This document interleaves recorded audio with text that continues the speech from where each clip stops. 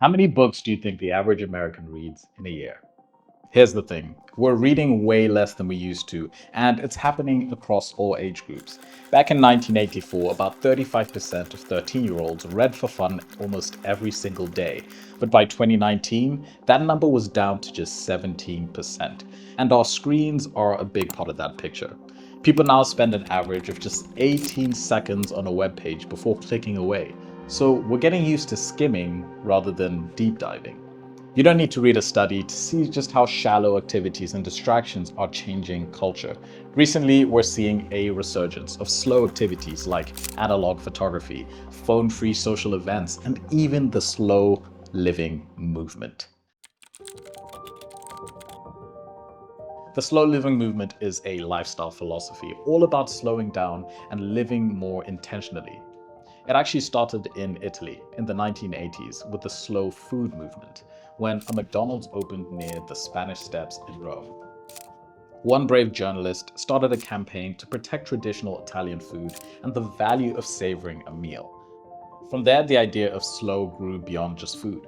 It began to inspire people to approach work, travel, and even relationships with a slower, more thoughtful mindset. The books I'm sharing today offer solutions to counteract our modern problems. They challenge us to rethink how we approach time, focus, meaning, and depth, so we can make better decisions to spend time on things that give our lives meaning. Let's dive in. Fahrenheit 451. This one is a classic. The story takes place in a dystopian world where books are banned and firemen are tasked to burn them to keep society from thinking too deeply. This book was written in the 1950s, where Bradbury saw a world drowning in distraction and warned us of a future where society is so obsessed with fast-paced entertainment that it loses its depth. Sound familiar? Think of today's world. The endless scrolling, the quick dopamine hits, thousands of TV shows, movies, and scandals. Bradbury's book shows us that when we lose access to deeper knowledge, we also lose a part of our humanity. It's a call to all of us to seek knowledge and substance rather than mere entertainment. Did you know that our lives, on average, only span about 4,000 weeks? Think about that. 4,000 weeks to live, work, create, love, laugh, and connect. It makes you realize how finite our time is. In this book, Berkman challenges our obsession with productivity. In the digital age, we're always trying to squeeze more out of every single day.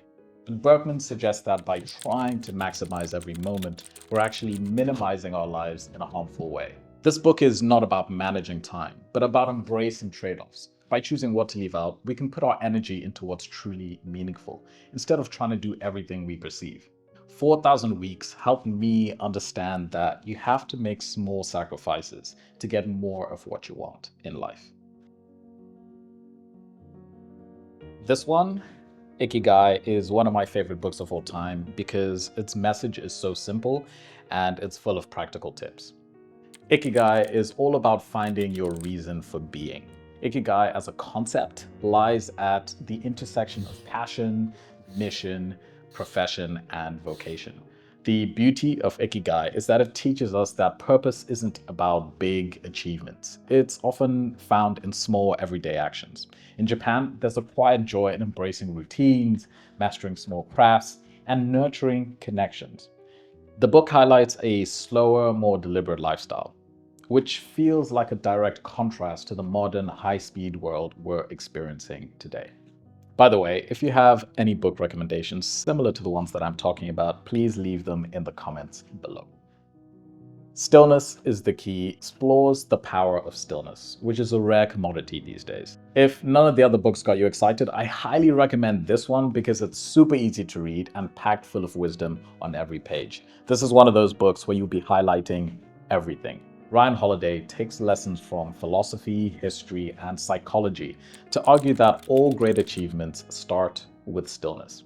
He draws on examples like the Stoics, who believe that calmness and clarity come from within, and athletes who know that mental peace is crucial to success.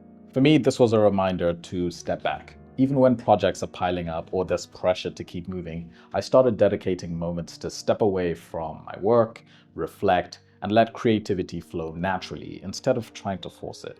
By the way, the average American will read about 12 and a half books this year. Is that more or less than you thought? Let me know in the comments below. And lastly, we have The Distracted Mind. This book goes deep into the science of distraction. Gasly and Rosen explained that our brains are naturally wired to seek novelty, which made sense for survival, but now leads us towards distraction. With notifications, social media, and emails, our brains are stretched thin. And this takes a toll on our mental health and productivity.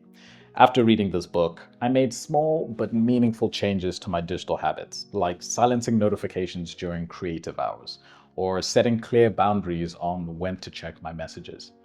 I use Opal to block certain apps during times when I need to be most present. With the app lock feature, I limit social media use to just a few times per day. Essentially, the distracted mind is a wake-up call, showing us that we need to understand and protect our focus if we want to be productive and fulfilled. If you have other recommendations for good books to read, please drop them in the link below. And as always, if you like this video and want to see more content like this, please don't forget to like and subscribe. Thank you.